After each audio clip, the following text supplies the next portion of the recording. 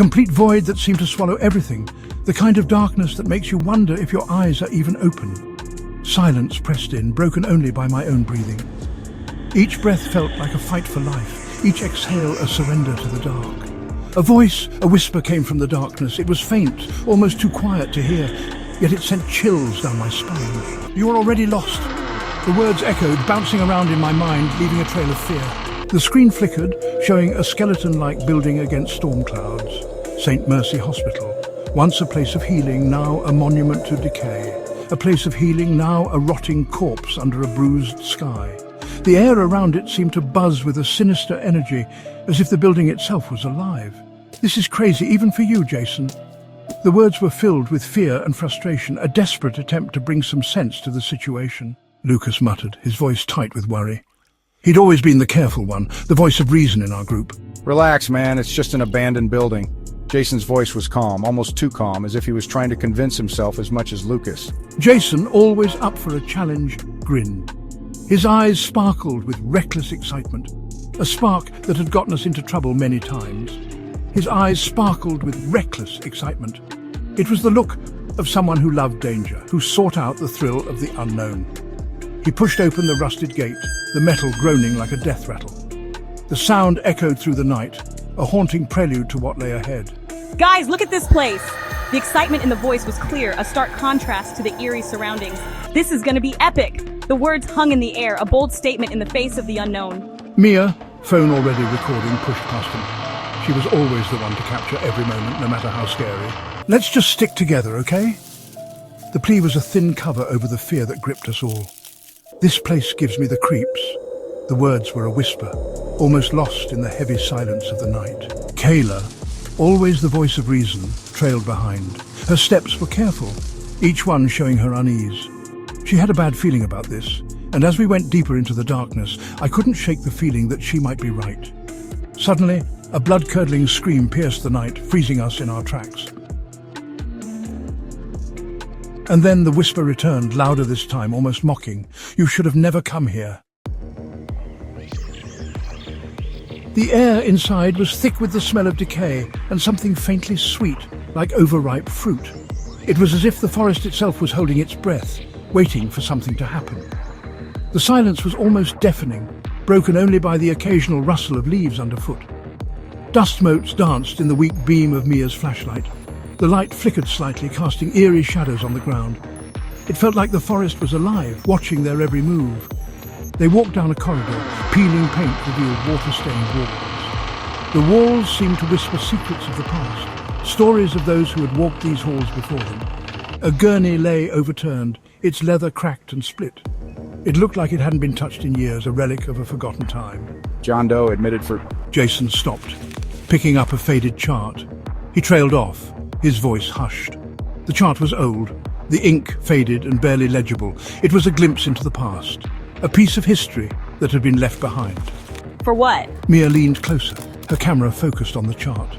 She wanted to capture every detail, every clue that might tell them more about this place. Jason shook his head, dropping the chart. It was clear that the answers they sought wouldn't be found so easily. Doesn't say, "Hey, look at this." He pointed to a faded map on the wall. The map was old, the paper yellowed with age. It showed a network of tunnels beneath the hospital. Tunnels? Tunnels? Why would a hospital have tunnels? Lucas shivered. The thought of what might be hidden in those tunnels sent a chill down his spine. Let's find out. Jason grinned, his eyes gleaming. The adventure was just beginning, and he couldn't wait to see what they would discover.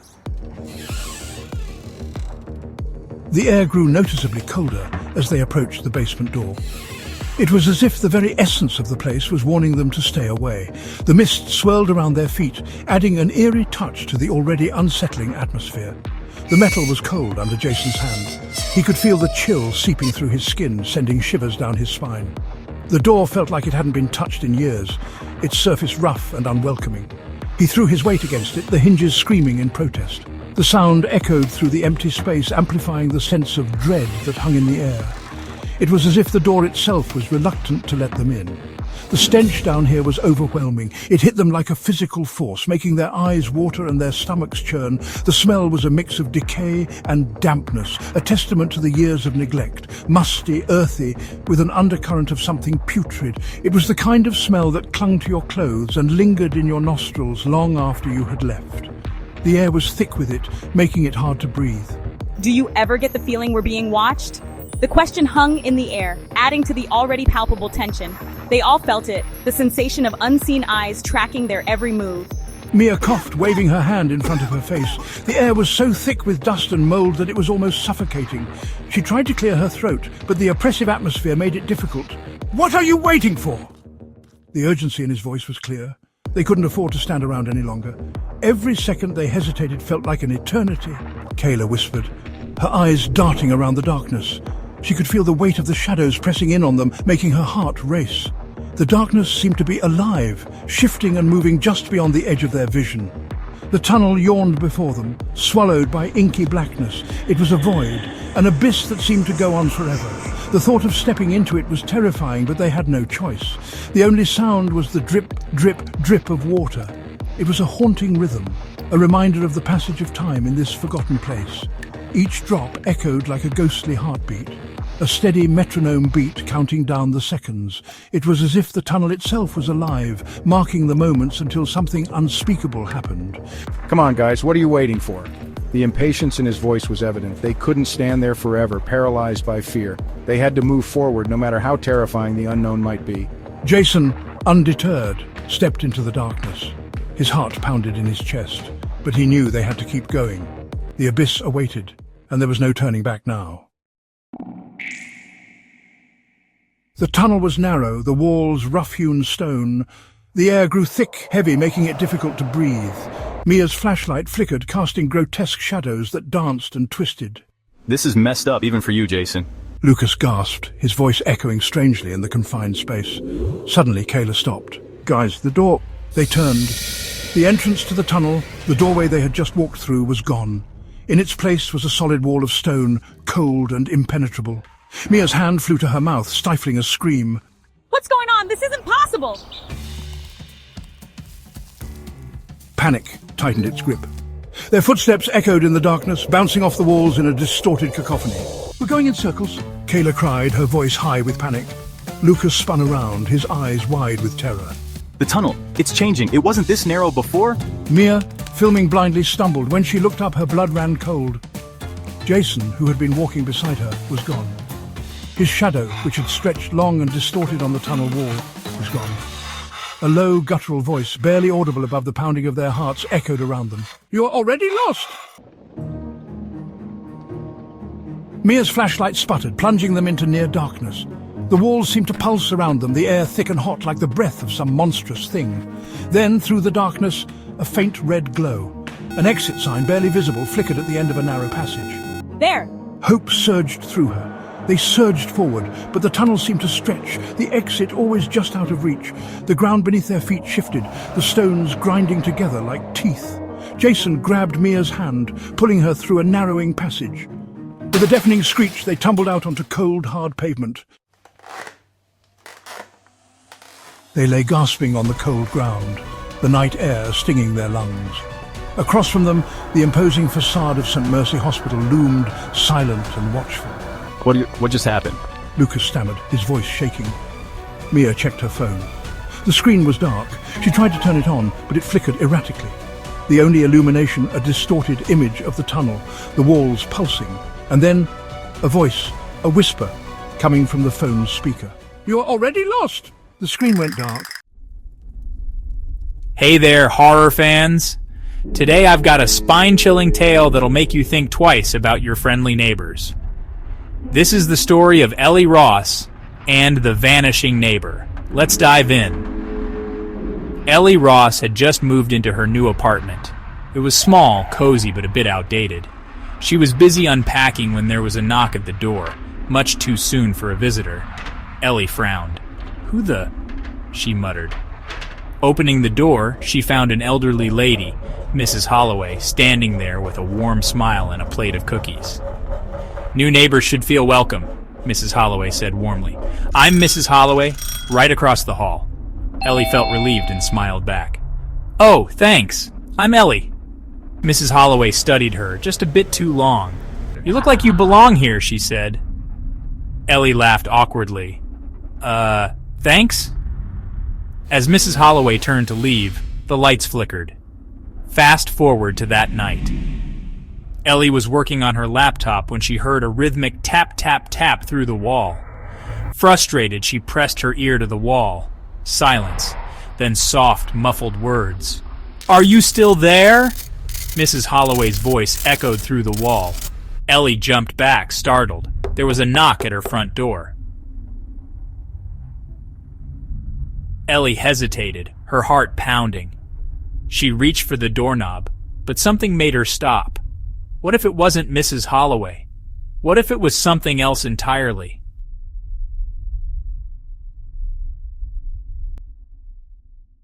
To be continued. Ellie decided to investigate the strange occurrences. She started by asking other neighbors about Mrs. Holloway. Most of them seemed puzzled, claiming they had never seen or heard of her. This only deepened the mystery. Ellie then found an old newspaper article about a woman named Mrs. Holloway who had disappeared years ago under mysterious circumstances. The more she dug, the more eerie coincidences she found.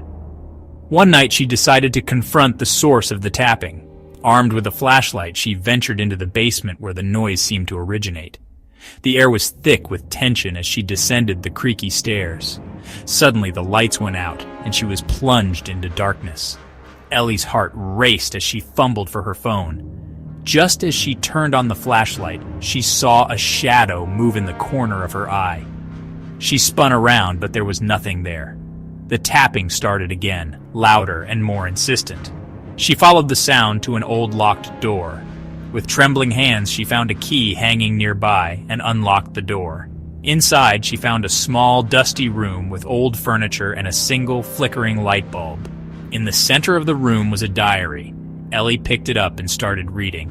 The diary belonged to Mrs. Holloway and detailed her descent into madness after her husband's mysterious disappearance. The last entry was particularly chilling.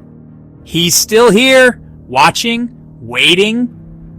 Ellie felt a cold breath on her neck and turned around to see a figure standing in the doorway. It was Mrs. Holloway, but her eyes were empty and her face twisted in a grotesque smile. Ellie screamed and dropped the diary. The figure lunged at her and everything went black. When Ellie woke up, she was back in her apartment, the diary on her lap. She looked around, but there was no sign of Mrs. Holloway. Had it all been a dream? She wasn't sure, but one thing was certain. She was never going back to that basement again. Ellie couldn't shake off the feeling of being watched. Days turned into weeks, and the strange occurrences continued. She would hear whispers in the middle of the night, see shadows moving out of the corner of her eye, and feel a cold presence in her apartment. Desperate for answers, she reached out to a paranormal investigator. The investigator, Mr. Connors, arrived with his equipment and set up cameras and sensors around the apartment. As night fell, they sat in the living room, waiting for any signs of activity. Hours passed with nothing unusual happening. Just as they were about to call it a night, the temperature in the room dropped suddenly. The sensors started beeping, and the cameras picked up a faint, ghostly figure moving towards them.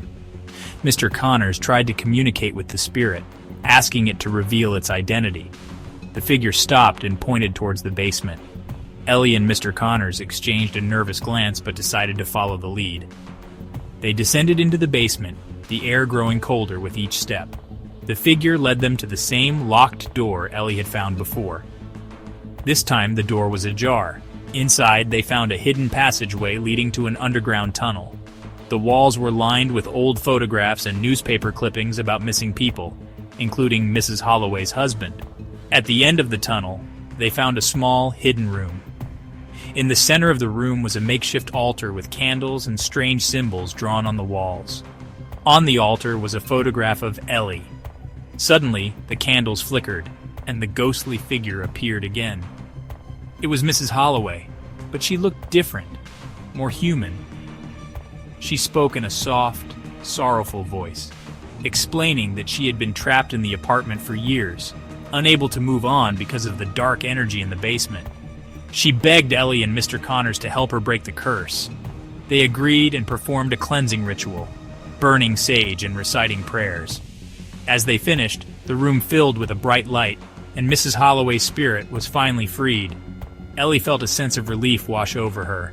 The strange occurrences stopped, and she was finally able to live in peace. She never forgot Mrs. Holloway and the chilling tale of the disappearing neighbor. But the story doesn't end there. A week later, Ellie received a letter in the mail with no return address.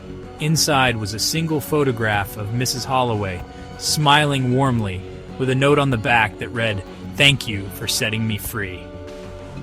Ellie knew that while the haunting had ended, the memory of Mrs. Holloway's tragic tale would stay with her forever, reminding her of the thin veil between the living and the dead. The town was abuzz with rumors of a mysterious stranger who had recently moved in. No one knew where he came from or what his intentions were, but his presence was felt by all. The stranger kept to himself, rarely seen outside his home, but strange occurrences began to unfold in the neighborhood. People reported seeing shadows moving in the night, and eerie sounds echoed through the streets. The townsfolk grew increasingly uneasy, and whispers of the stranger's dark past began to circulate. As the days passed, the tension in the town reached a boiling point, and the truth about the mysterious stranger was finally revealed. One evening, Ellie received an unexpected visitor. It was the stranger himself, standing at her doorstep. He introduced himself as Thomas and explained that he had been drawn to the town by the same dark energy that had trapped Mrs. Holloway. He revealed that he was a guardian, capable of sensing and dispelling malevolent forces. Thomas had come to ensure that the curse was truly broken and to protect the town from any lingering darkness. Ellie, skeptical but intrigued, invited him in. Together they revisited the basement, where Thomas performed a final powerful ritual to cleanse the area completely. As the ritual concluded, the oppressive atmosphere lifted, and a sense of calm returned to the town. The mysterious stranger, now known to be a protector, left as quietly as he had arrived, leaving the townsfolk with a renewed sense of safety and gratitude. Ellie, forever changed by her experiences, realized that the thin veil between the living and the dead was not just a source of fear, but also a realm where guardians like Thomas existed to protect and guide. And so, the tale of the disappearing neighbor, the chilling basement revelation, and the final farewell was complete, with the mysterious stranger ensuring that the town would remain at peace. As the mysterious stranger revealed his true identity, the town was thrown into disarray. Thomas was not just a guardian, he was a former detective who had gone rogue, driven by a personal vendetta. His presence in the town was no coincidence. He had been tracking a dangerous criminal who had evaded capture for years. The trail of this elusive foe had led him to their quiet community. The townsfolk, initially wary, soon realized that Thomas's arrival was a stroke of fate. He was not a harbinger of doom, but a beacon of hope. With his help, they began to peel back layers of deceit and corruption that had long festered in the shadows of their town. Evidence of a hidden network of crime began to surface, implicating individuals they had thought trustworthy. The town's collective shock turned into a unified resolve for justice. Thomas's quest became their own, and together, they formed an unbreakable alliance. Late one night, under the cover of darkness, Thomas led a group of determined townsfolk to a secluded spot on the outskirts of town. There, hidden beneath an old abandoned barn, they discovered a secret hideout, evidence of the criminal's operations. With this newfound knowledge, the townsfolk and Thomas devised a plan to finally corner the criminal. The final confrontation was near, and the town held its breath, anxious yet hopeful, ready to reclaim their peace. As dawn broke, the stage was set for the ultimate showdown. Thomas, backed by the courageous townsfolk, prepared to face the darkness one last time. The hidden truth was now in the open, and the town stood united, ready to reclaim their future. With the evidence in hand and a plan in place, The townsfolk and Thomas braced themselves for the final confrontation. As the sun dipped below the horizon, casting long shadows across the town, a tense silence filled the air. Under the cloak of night, Thomas and the determined townsfolk made their way to the criminal's hideout. The old abandoned barn loomed ahead, its decrepit structure a stark reminder of the darkness they were about to face. Inside, the criminal and his cohorts were unaware of the storm about to descend upon them. Thomas signaled the townsfolk to surround the barn, each person taking their position with steely resolve. The air was thick with anticipation, hearts pounding in unison. At Thomas's command, the townsfolk moved as one, bursting into the barn with a force that took the criminals by surprise. The ensuing battle was a clash of wits and wills. Thomas, with his unmatched skill and determination, outmaneuvered the criminal at every turn. The townsfolk, fueled by their collective resolve for justice, fought bravely alongside him. The criminal, realizing he was cornered, made a desperate attempt to escape, but it was in vain. Thomas's years of training and experience culminated in this moment, and he was relentless. Finally, with a swift and decisive move, Thomas apprehended the criminal. The tension that had gripped the town for so long began to dissipate, replaced by a sense of overwhelming relief. The townsfolk erupted in cheers, their voices echoing through the night. As dawn broke, the town gathered to witness the criminal being taken away.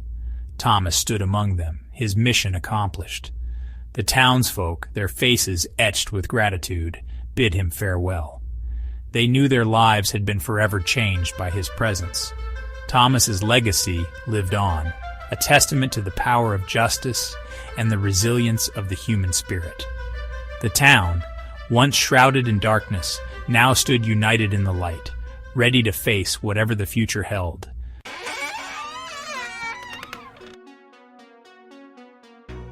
The old farmhouse stood silhouetted against the dying light. This is it, my escape, my sanctuary. Eleanor's headlights cut through the gloom, momentarily illuminating the peeling paint and overgrown ivy. I can do this, I can start over. She stepped out of the car, dragging her suitcase up the creaking porch steps, feeling a tremor of unease.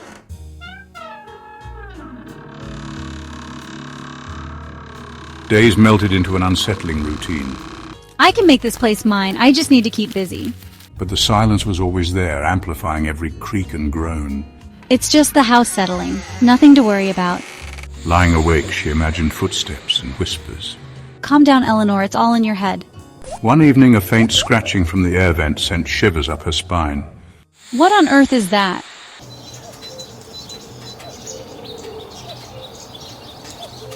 The scratching from the vents became a nightly ritual. I can't go on like this, I need to sleep. One night, the scratching escalated into thumps and bangs. Please make it stop. As dawn broke, Eleanor knew the nightmare was far from over.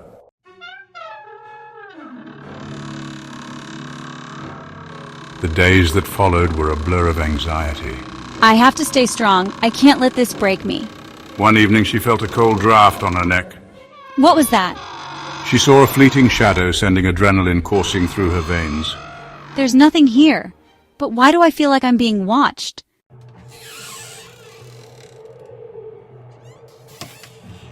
Desperation gnawed at Eleanor's resolve. I called Benjamin Holloway, the handyman.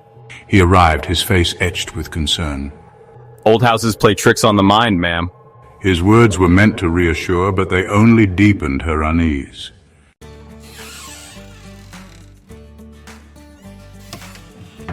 Ben approached the situation with a workmanlike attitude. Most likely it's just mice, or maybe squirrels. Eleanor watched him work, a sliver of hope blooming in her chest. See, nothing to worry about. Relief washed over Eleanor as Ben's presence seemed to dispel the shadows.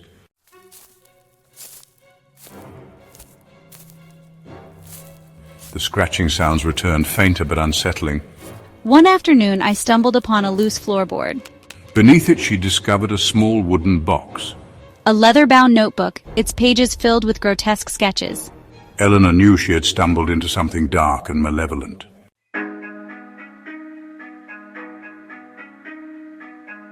That night, sleep eluded Eleanor entirely.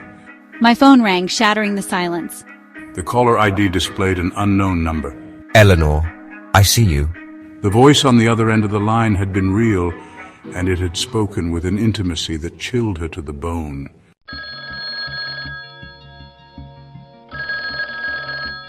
Panic seized Eleanor, propelling her out of bed and towards the bedroom door. She had to escape the suffocating darkness closing in around her. As I fumbled with the doorknob, my hand brushed against something cold and slimy. She recoiled with a gasp, seeing a skeletal handprint burned into the wood. Terror lent her a burst of frantic energy. She wrenched the door open and fled into the hallway. The house groaned and shuddered, shadows lengthening. I could hear scratching sounds behind me, closer now. She didn't dare look back, her lungs burning. She burst out of the front door into the pale light of dawn.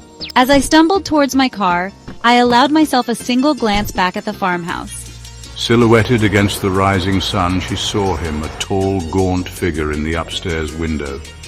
Then, as quickly as it had appeared, the figure was gone, leaving behind only the oppressive silence.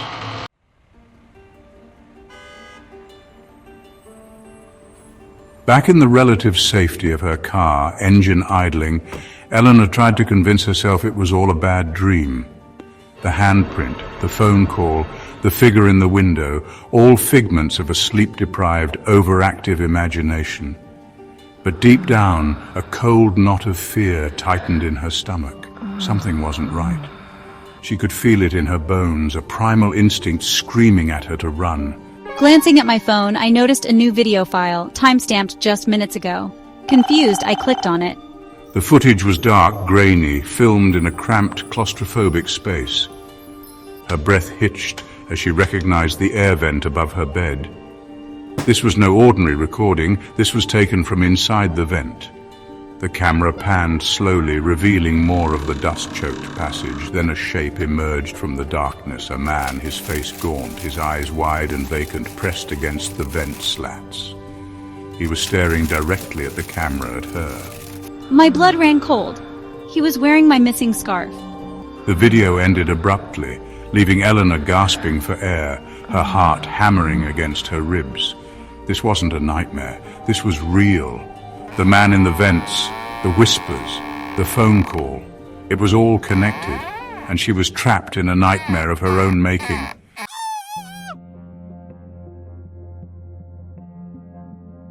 Desperate measures, seeking solace in action. I knew I couldn't stay in the house, not for another minute. I had to get help, had to find someone who would believe me. But who? The police? They would think I was delusional, a danger to myself. Ben, the handyman, he'd warned me, hadn't he? Warned me about the darkness that clung to the old house. Frantically, she scrolled through her contacts, her finger hovering over Ben's name. He might be her only hope, the only one who might believe her, even a little. Just as she was about to press call, a loud crash from inside the house jolted her back to the present. The sound of splintering wood echoed through the stillness, followed by the unmistakable thud of heavy footsteps on the floorboards above her. He was in the house. He was coming for me. Panic surged through her, drowning out all rational thought. She slammed her foot on the accelerator, tires spitting gravel as she sped away from the house. The image of the man's haunting eyes seared into her memory.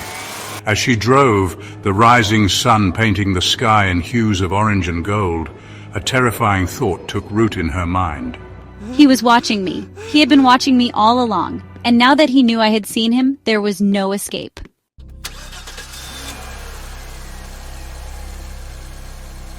Miles blurred into a terrifying kaleidoscope of fear and adrenaline as Eleanor pushed her car to its limits. The world outside the windshield seemed to warp and distort, a reflection of her own fractured state of mind. Every shadow, every passing car, every creak of the vehicle felt like a manifestation of the unseen terror that pursued her. Stopping at a gas station miles down the road, I stumbled out of the car, gasping for breath, my legs shaking beneath me. The fluorescent lights of the mini-mart felt harsh and unforgiving, casting long, distorted shadows that seemed to writhe and contort on the linoleum floor. She caught her reflection in the glass door, pale, wide-eyed, a stranger staring back at her.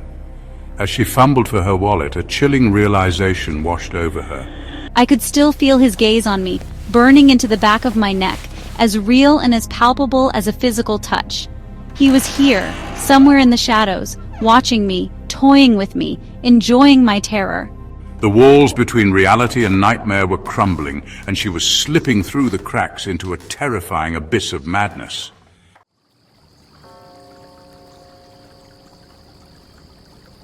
Leaving the gas station, Eleanor's hands trembled as she gripped the steering wheel. She could feel his presence lurking in the periphery of her vision, a phantom passenger in her desperate flight from the truth. The radio crackled with static, the familiar voices of daytime DJs replaced by a low guttural whispering that seemed to emanate from the very air vents of her car. Driving through a small town, I thought I saw him, a fleeting glimpse of a tall, gaunt figure disappearing down a side street. My heart pounded against my ribs, a frantic drumbeat urging me onward, away from the encroaching darkness. But the highway ahead seemed to stretch endlessly before her, a ribbon of asphalt winding its way through a desolate landscape of barren fields and skeletal trees. The sun began its descent, casting long, ominous shadows that stretched towards her like grasping claws. Night was coming, and with it the terrifying certainty that she could not outrun the darkness that pursued her. It was in the shadows, it was in the whispers, it was in the very air I breathed. I was fleeing into the nightmare, and there was nowhere left to run. The harsh fluorescent lights of the diner mocked my ragged breaths as I clutched a lukewarm cup of coffee, my body trembling with exhaustion and lingering terror. I had driven until the rising sun burned away the shadows, until familiar landmarks reassured me I wasn't lost to the nightmare. Finding solace in the mundane bustle of a roadside diner, I believed I had escaped the farmhouse and its horrors.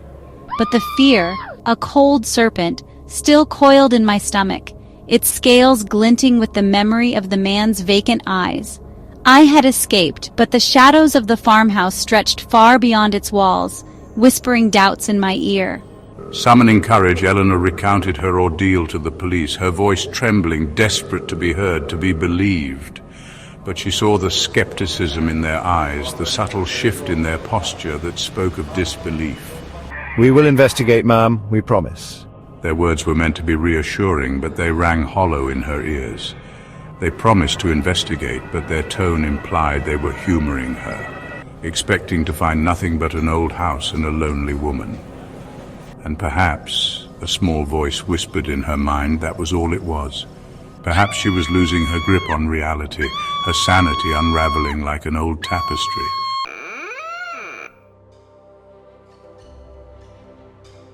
Eleanor waited with bated breath for news from the police, clinging to the hope that they would find something, anything to corroborate her story, to prove that she wasn't imagining things. But the hours stretched into days, each unanswered phone call, each unanswered knock on her motel room door, amplifying her anxieties, feeding the growing suspicion that they didn't believe her, that they had dismissed her case as the ramblings of a troubled mind. Ben, I don't know what to do. They don't believe me. They think I'm crazy. Hey, it's okay. I believe you. Tell me everything. To her relief, he didn't scoff, didn't dismiss her fears as the product of an overactive imagination. Instead, he listened patiently, his silence laced with concern, his voice, when he finally spoke, a low rumble that offered a sliver of comfort in the face of her mounting terror. I went back to the farmhouse, met with the police, checked the crawl spaces myself, but nothing. No signs of forced entry, no trace of another person. The house stood empty, silent, its secrets locked tight within its crumbling walls. The police, he explained, were baffled. They had found traces, subtle inconsistencies that hinted at something amiss, a footprint in the dust that couldn't be accounted for, a door left slightly ajar, a faint musky odor that spoke of something more than just decay and neglect. But without concrete evidence, without a rational explanation, they were left grasping at straws, their investigation stymied by the lack of anything tangible to support Eleanor's claims.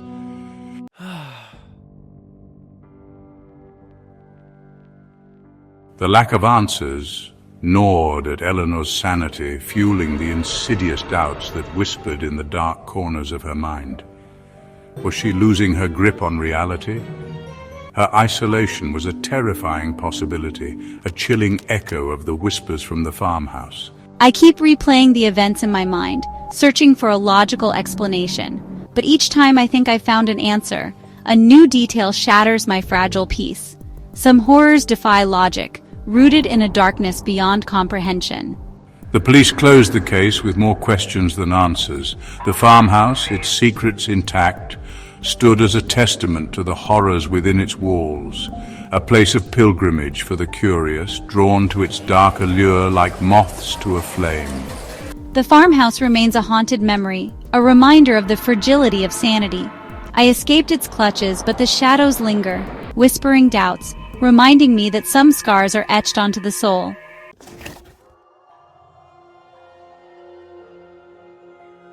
Eleanor eventually moved on, rebuilding her life far from the haunting silence of the farmhouse, seeking solace in the comforting routines of normalcy, the reassuring presence of friends and family.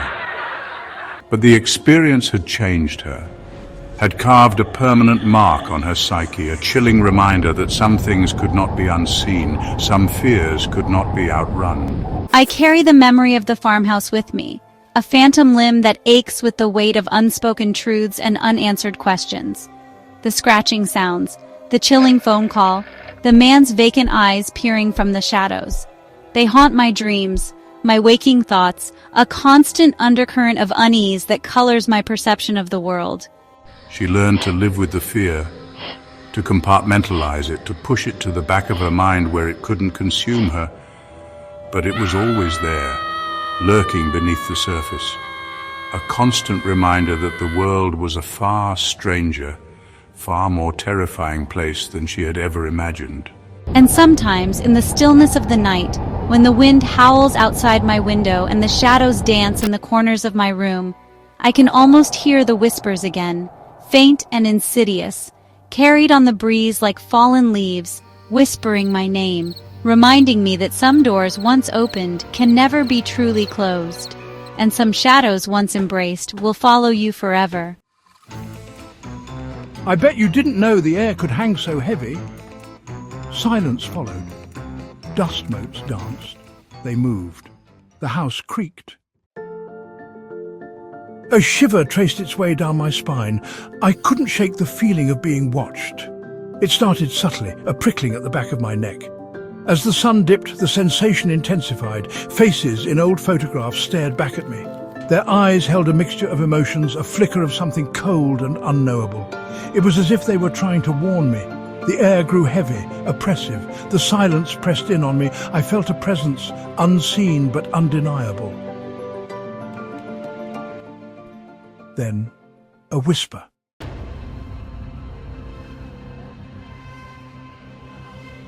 The last bell had long since faded into the quiet hum of the school's fluorescent lights. Jason spun a pencil, the rhythmic tap-tap-tap a counterpoint to the silence. The empty classroom seemed to hold its breath. Mia traced a line of text, her brow furrowed in concentration. The fading light cast long shadows across the room. You ever hear of the shadow? You mean that creepy janitor story? Jason chuckled, attempting humor, but his laughter rang hollow. Mia shook her head, eyes wide and serious.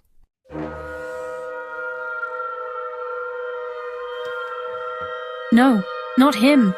Mia's voice was barely audible now. The thing in the hallway, it finds you. Possessed vending machines? Jason felt uneasy. The shadows deepened. The light flickered. Jason's gaze was drawn to the door. The door creaked open. Mia and Jason gasped. The shadows shifted.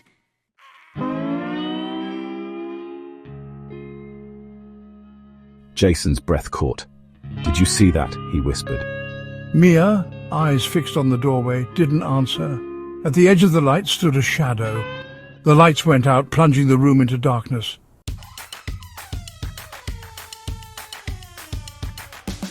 Everything went black. Just like that. Total darkness. Jason could hear his own heart Thump, thump, thump. He and Mia scraped their chairs back, moving away from the open door. The classroom door had slammed shut, all by itself. Gap 2S. It was in the room. The slam of the door reverberated through the room, a jarring punctuation mark to the suffocating silence that followed. Jason's heart hammered against his ribs, a frantic drumbeat against the sudden, overwhelming darkness. He could taste fear, metallic and sharp, at the back of his throat. We have to get out of here. Mia's voice, sharp and high with panic, cut through the darkness. Jason didn't need to be told twice. He fumbled for her hand, his fingers closing around hers in a reassuring grip. Together they stumbled towards the door, their limbs heavy and uncoordinated in the pitch black. Lightning flashed outside, briefly illuminating the hallway beyond the classroom door. The flickering light revealed walls plastered with faded posters and student artwork. The mundane now rendered grotesque and menacing in the storm's intermittent glare. Jason fumbled with the doorknob, his hand slick with sweat. The metal was ice cold against his palm. He threw his weight against the door, but it wouldn't budge. It was as if an unseen force held it shut, a silent guardian barring their escape.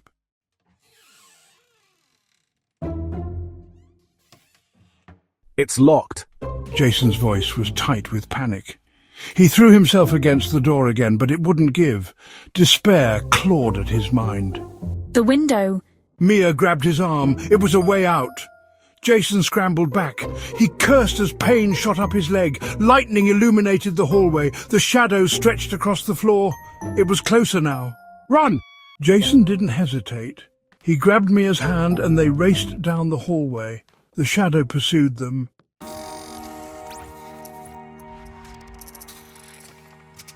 The hallway stretched before them, illuminated by sporadic flashes of lightning.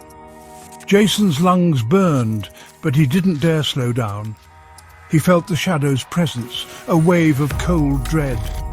Lockers reflected the lightning in distorted flashes. The shadow glided, defying gravity, gaining on them. Jason risked a glance over his shoulder. His blood turned to ice. The shadow was no longer shapeless. It had taken on a humanoid form, tall and emaciated. The most terrifying detail was the absence of a face. There was only darkness, a void sucking the light. A high-pitched whine echoed, emanating from the shadow. It spoke of ancient evils, of a darkness that hungered.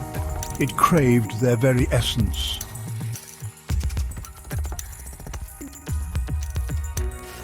The hallway stretched before them, illuminated by sporadic flashes of lightning. Jason's lungs burned, but he didn't dare slow down. He felt the shadow's presence, a wave of cold dread. Lockers reflected the lightning in distorted flashes. The shadow glided, defying gravity, gaining on them. Jason risked a glance over his shoulder. His blood turned to ice. The shadow was no longer shapeless. It had taken on a humanoid form, tall and emaciated. The most terrifying detail was the absence of a face.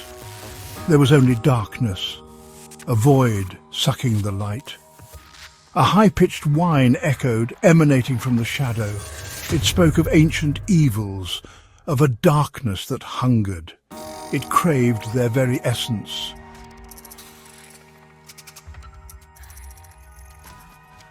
The hallway stretched before them, illuminated by sporadic flashes of lightning. Jason's lungs burned, but he didn't dare slow down. He felt the shadow's presence, a wave of cold dread. Lockers reflected the lightning in distorted flashes. The shadow glided, defying gravity, gaining on them. Jason risked a glance over his shoulder. His blood turned to ice. The shadow was no longer shapeless. It had taken on a humanoid form, tall and emaciated. The most terrifying detail was the absence of a face. There was only darkness, a void sucking the light. A high-pitched whine echoed, emanating from the shadow. It spoke of ancient evils, of a darkness that hungered. It craved their very essence.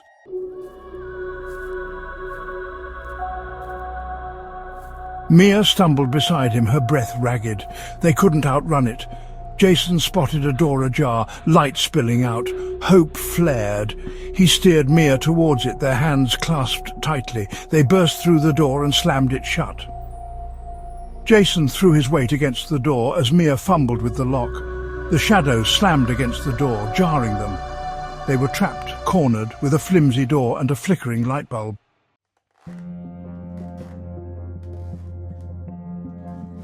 Jason leaned against the door, his chest heaving. The air hung heavy with a metallic scent. Mia secured the deadbolt. Dizziness washed over her. They were safe for now.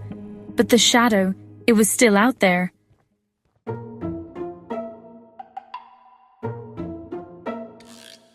The man sat calmly, his gaze fixed, sending a shiver down Mia's spine.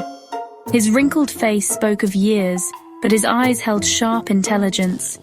He wore the school janitor's uniform. His name tag read, Mr. Graves. This was the man from the stories, the one who knew the school's secrets. S3 as Mr. Graves, you saw it. Mr. Graves' voice was deep and unsettling. It wasn't a question, but a statement of fact. He knew about the shadow. He had been expecting them. What is it? Jason's voice, sharp with terror, broke the silence. He stepped forward, eyes darting between Mr. Graves and the door.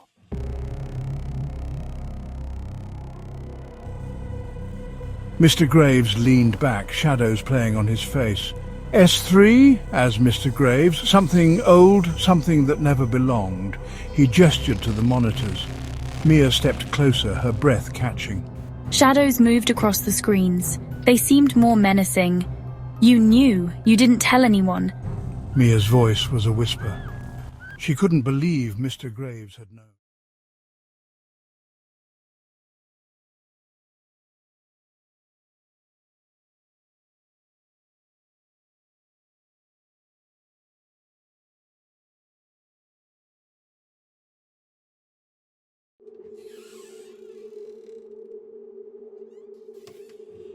Mr. Graves met her gaze, his expression unreadable in the flickering light.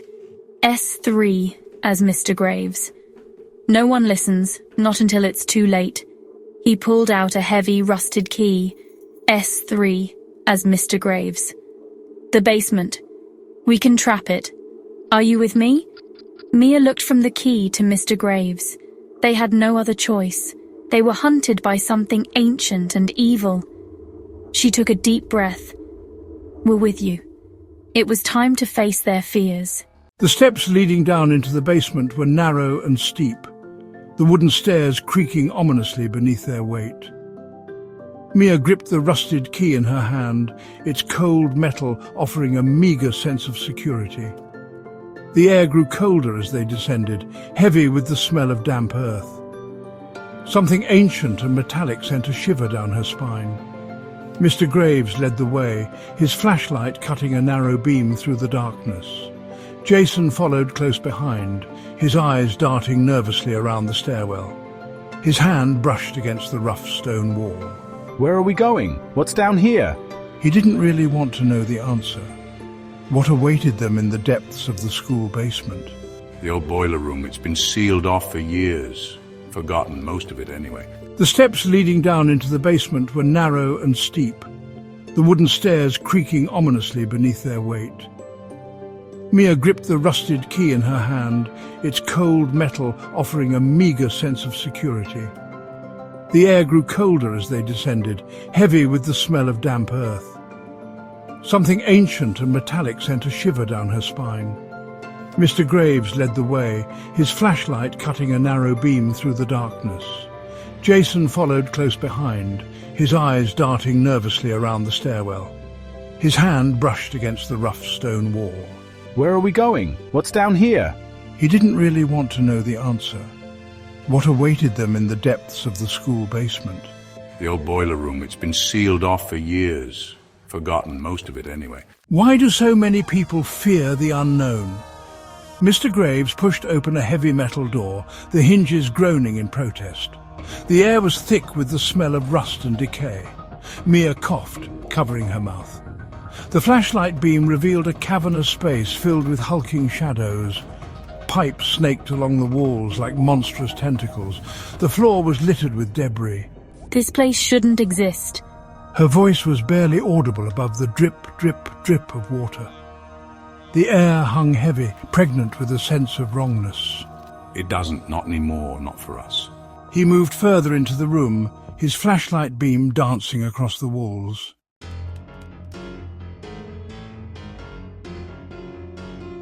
Mia's gaze followed the beam, heart pounding as shadows shifted. Jason whispered, "There!"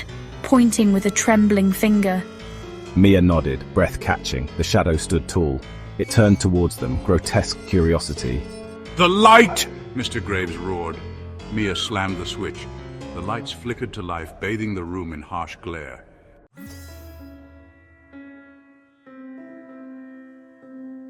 The sudden illumination was blinding. Mia shielded her eyes, adjusting to the harsh glare. The shadows recoiled, dissolving into the light. A faint shimmering remained, a distortion in the air, the screech cut off, replaced by a guttural growl. It's trapped, Mr. Graves said, his voice tight with exertion. The light, it can't stand the light. Mia stared at the shimmering distortion, her heart pounding. The air crackled with a strange energy. The shadow might be trapped, but it was biding its time.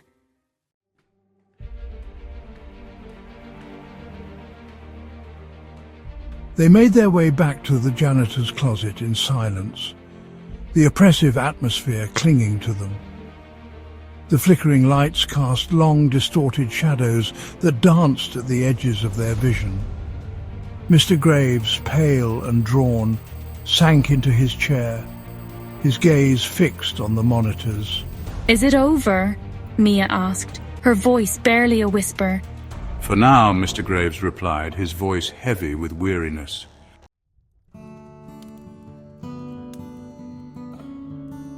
The soft glow of the fireplace cast a warm, inviting light across the living room, illuminating the worn, familiar furniture and the faded floral patterns of the wallpaper. Oliver, perched on the edge of the worn sofa, turned the brittle pages of the old photo album, his brow furrowed in concentration. Grandma June, her silver hair shimmering in the firelight, peered over his shoulder, her voice a soft murmur as she pointed out familiar faces. He felt a pang of sadness, realizing how much he had forgotten, a prickle of unease that sent a shiver down his spine.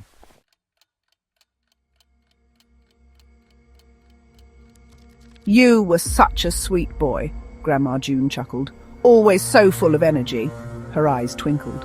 He turned the page to a photo of himself at 6. The swing set loomed. It was a happy memory, but something seemed off. He squinted closer. There at the edge was a man, tall and slender. Oliver felt watched.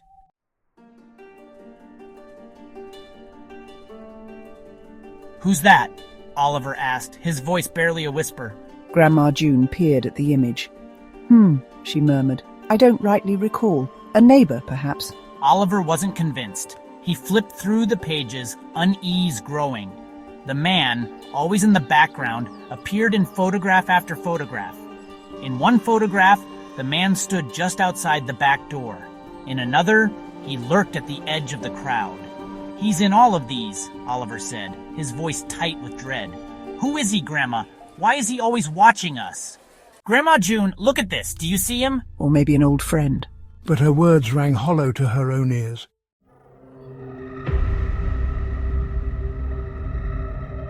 "Oh, Oliver, you have such an overactive imagination.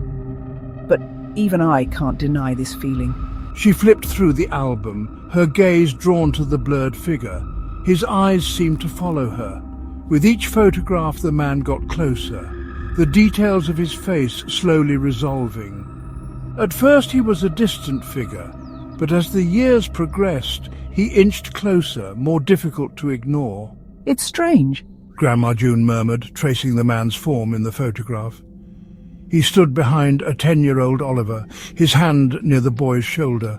His face, though still blurred, held a chilling expression, a fear she hadn't felt since childhood.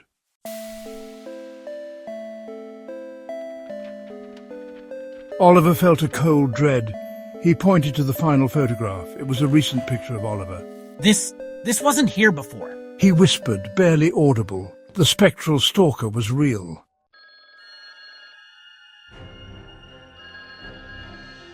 Oliver's hands trembled as he reached for his phone, the cold metal a stark contrast to the sudden heat beneath his skin. He felt a strange disconnect, a sense of unreality that pervaded the room like a thick fog. It was as if he were watching himself from a distance, his movements detached and mechanical. He opened the camera app, the familiar interface a jarring intrusion. The soft glow of the screen illuminated his face, highlighting the fear in his eyes. He needed proof, some tangible evidence to ground him in reality. The camera offered a semblance of control, a way to impose order on the chaos. His finger hovered over the shutter button, the air thick with anticipation. He took a deep breath and pressed the button. The shutter clicked, the sound unnaturally loud in the sudden silence.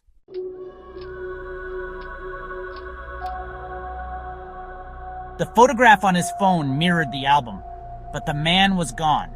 The spot behind him was empty. No trace, no shadow. Oliver's mind reeled, struggling to reconcile.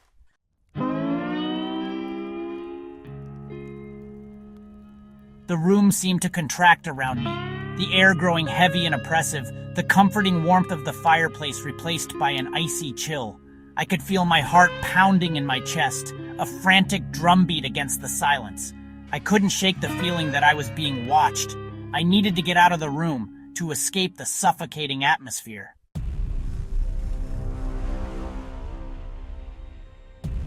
It was the sound of a floorboard creaking. I froze, my breath catching. Alone in the house with my grandmother, there shouldn't be anyone else. I turned, scanning the corners. The air hung heavy, cold sweat prickled my skin, then a whisper, "Don't turn around."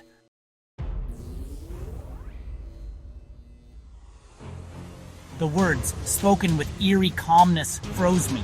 I wanted to confront the voice, but instinct screamed to remain still. My heart pounded, breath shallow.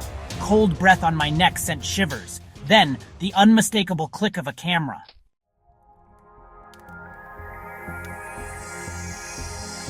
The living room, once warm, now felt cold and alien, shadows stretching in the flickering light. The photo album lay open, its pages fluttering as if disturbed by an unseen breeze.